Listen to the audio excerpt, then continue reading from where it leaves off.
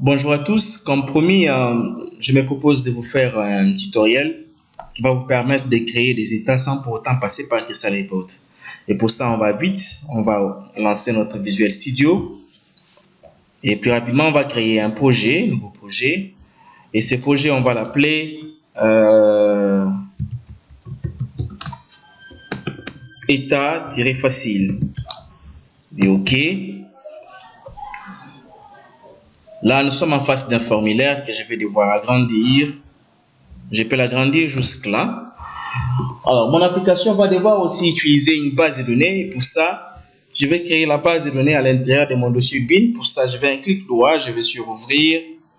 Il m'ouvre mon dossier. J'entre dans bin, j'entre dans Debig. C'est ici où je vais devoir créer une base de données. Pour ça, là, je vais créer la base de données que je vais appeler la base de données état.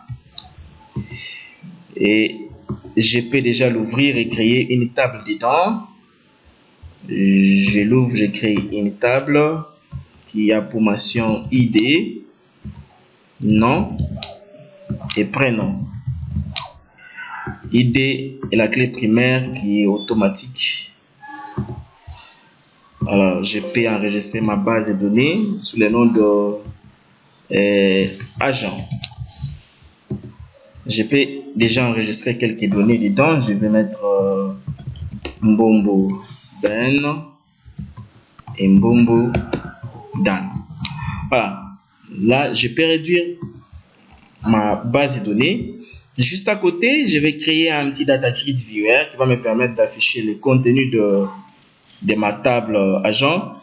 Data grid viewer est là. Je peux le mettre même là. Voilà. Je vais créer un code qui va me permettre d'afficher son contenu. Et pour ça, je vais dire dimcn as new oldb connection. Ensuite, la deuxième variable, deuxième objet, je vais dire da as new oldb data adapter dt as new data table. Et je peux maintenant préciser les chemins de connexion. C'est cn.connection string égal à guillemets provider est égal à microsoft.ac.oldb.12.0 data source égal à application.startpath et commercial guillemets après le nom de la base qui est à état.accdb, ferme les guillemets, enter, j'ouvre la connexion, c'est n.open et là je vais dire da égale à new oldb data adapter select all from agent, c'est n, je ferme la parenthèse, dt.clear da.fill en parenthèse dt data grid viewer 1 point source data égale à dt. Alors je vais essayer pour voir s'il va prendre. Je fais démarrer. Voilà, il a pris. C'est déjà bon, puisque nous voulons afficher dans l'état les contenus de la table. C'est ainsi que j'ai préféré, avec ma méthode, j'ai préféré que j'ai un data grid viewer. En dehors de ceci, maintenant nous pouvons mettre nos éléments pour nous permettre de créer l'état. Je prends un bouton, je vais copier, coller. Deuxième bouton, copier, coller. Voilà, j'ai 3 boutons. Le premier, je l'appelle. Le premier, c'est le bouton imprimer. Imprimer. Le deuxième, c'est le bouton zoom avant.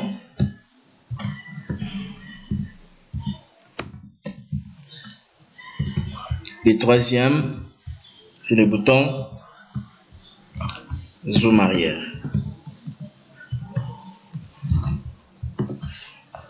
je vais devoir programmer ces 3 boutons. Avant de le faire, je vais placer à notre contrôle. C'est le contrôle Print Preview Control. Je vais les placer là. L'autre peut être caché ici. Lui peut être caché. Voilà. Alors, j'ai placé mon Print Preview Control. Un autre contrôle que je vais mettre, c'est les Print Documents. Et enfin, Print Dialog. Voilà. Alors, je vais programmer dans les boutons imprimés. Qu'est-ce que je vais dire? Je vais déclarer une variable dim p as new print dialog p.document égale à print document 1 et p.show dialog. Voilà. Alors, ces 3 lignes nous permettent de générer une boîte de dialogue. On va essayer. Je lance l'exécution. Si j'appuie sur imprimer, j'ai la boîte de dialogue qui me permet d'imprimer. Donc, je peux lancer l'impression et produire quelque chose. Voilà. Alors, je quitte l'exécution. Je vais aussi programmer le bouton zoom avant. Et ici, qu'est-ce que je vais dire? Je vais dire print preview control point zoom égale à 1.2. Et enfin, ici, print preview control 1 point auto zoom égale à 3. En lançant l'exécution, ici, il va me permettre d'agrandir et là, va me permettre d'afficher. Pour l'instant, il ne travaille pas puisque la page n'est pas encore ajoutée. C'est ainsi que nous allons ajouter la page dans notre print preview control. Et pour ajouter la page, on va procéder de la manière suivante. On va sélectionner le print preview control. Nous allons dans la propriété document. C'est là nous allons sélectionner print document 1. En le faisant, nous avons une page qui s'affiche. Et si je lance l'exécution, voilà, j'ai la page. Quand j'appuie, je peux agrandir. Quand j'appuie sur zoom avant, la page s'agrandit. Zoom arrière, au zoom normal, la page se rétrécit. Je vais quitter l'exécution. Donc, déjà ça me permet de faire quelque chose. Ensuite, je vais maintenant chercher à écrire dans cette page. Là, je dois double-cliquer dans Print Document et mettre ces codes. Premièrement, je dois déterminer les formats des écrits. Qu'est-ce qu'on entend par format? C'est-à-dire la police, la taille des polices et les styles à utiliser dans l'état. Et là, je vais créer une variable. Je vais dire dim fm, c'est les formats as font. C'est égal à new drawing.font, la parenthèse. Si je précise la police, je dis par exemple Arial. Là, je précise la taille. Et ici, je peux préciser les styles. Je prends par exemple l'italique. Enter. Alors, ça, tout simplement, c'est les styles que je vais utiliser, les formats que je vais utiliser pour mes écrits. Alors, si je vais mettre une phrase, je vais dire e.graphique.do string. J'ouvre la parenthèse, guillemets, je mets ma phrase, je dis par exemple bonjour Bernard aussi, virgule, je précise les formats, c'est fait M, virgule, je précise la couleur. Pour préciser la couleur, on dit précise point, on précise la couleur, je vais par exemple prendre la couleur verte, virgule. Ici, on précise les paramètres, la distance de gauche de la page jusque là où vont commencer les écrits, je mets 50, virgule. La distance de haut jusque là où se trouvent les écrits, je mets par exemple 100. Je ferme la parenthèse et je peux essayer. Voilà, j'ai les écrits, je peux zoomer. Vous voyez là, je peux mettre. Alors, si j'appuie sur imprimer, je peux facilement imprimer ça. Je peux facilement imprimer. Donc, en dehors de ça, j'ai aussi la possibilité d'ajouter les contenus de mon data grid qui était déjà créé. Alors, je retourne dans Print Document. Je vais ajouter les codes pouvant me permettre dégénérer automatiquement mon data grid, mais à l'intérieur d'un état. Et pour ça, je vais mettre les codes suivants.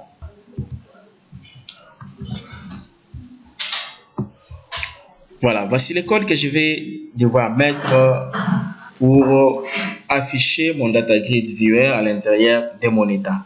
Alors, dans ces codes, il y a tellement de choses, mais on va expliquer ce qui est essentiel. Je commence avec les 220. Mais avant même de commencer, je dois d'abord lancer pour que vous puissiez voir ce qui se passe. Quand je lance, voilà, j'ai le contenu de ma table, mais cette fois-ci dans l'état, je peux zoomer. Voilà, vous constatez que j'ai le contenu de ma table, mais dans l'état. Alors, je vais devoir expliquer quelques lignes importantes de ces codes que nous avons insérés. Nous avons premièrement la variable y qui prend pour valeur 220. Cette variable permet de préciser là où va s'afficher les tableaux par rapport à la hauteur de la page, juste là où va s'afficher la licence est de 220. Admettons que je puisse mettre 100. Et si je lance l'exécution, vous constatez que les tableaux vont superposer même les écrits. À superposer les écrits. Je peux changer, mettre 150. Je lance l'exécution. Voilà, maintenant quand même ça va, c'est passable. Une autre variable, c'est celle-ci. La première, on va voir ce qu'elle fait. Je mets par exemple 20. Je lance. Qu'est-ce que vous constatez? Les tableaux commencent juste au début de la page. Donc, cette variable permet de préciser la marge gauche de la page. Et l'autre distance de 20, on va aussi essayer de voir. Je mets 50. Je lance l'exécution. Qu'est-ce que vous constatez? Ici, c'est la distance de séparation des lignes. Bien. Alors, ici, là où nous avons 100, c'est par rapport à la largeur de la page. Voyez, à la largeur de la cellule, voulais-je dire. Vous voyez, je remets 100. Je lance d'abord pour que vous puissiez bien voir. Regardez la grandeur de ces cellules. Alors, je change. Je mets 50. Observons la largeur des cellules, comment elle sera. Voilà, je peux zoomer. Constatez que les colonnes deviennent de plus en plus petites. La largeur des cellules est réduite puisque nous avons modifié cette valeur. Alors, je vais remettre 100. Et ici, c'est par rapport à la hauteur de la cellule. Si je mets par exemple 50 ou 100, regardez comment mon tableau sera déformé. Voilà, regardez comment se présente la hauteur des cellules, presque déformée. Là, c'est avec cette ligne. Donc, je remets 30. J'essaie de voir. Ok, c'est parfait. Même avec 20, c'est passable. Donc, on va maintenant parcourir les codes pour vous permettre de bien le voir. Les codes commencent à partir d'ici.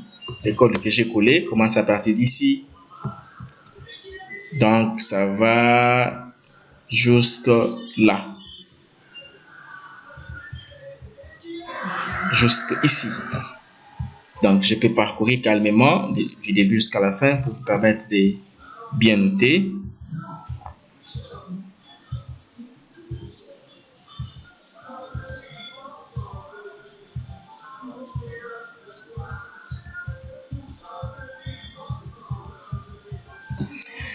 Voilà, c'est ce qu'il faut faire quand vous cherchez à créer un état sans pourtant passer par Crystal Report. L'avantage est que quand vous avez une application avec un tel état, si vous l'amenez sur une machine cliente, il ne vous posera pas de problème d'installation de Crystal Report. Les états vont s'afficher normalement. Je fais un clin d'œil à Bernard et bonne journée à tous.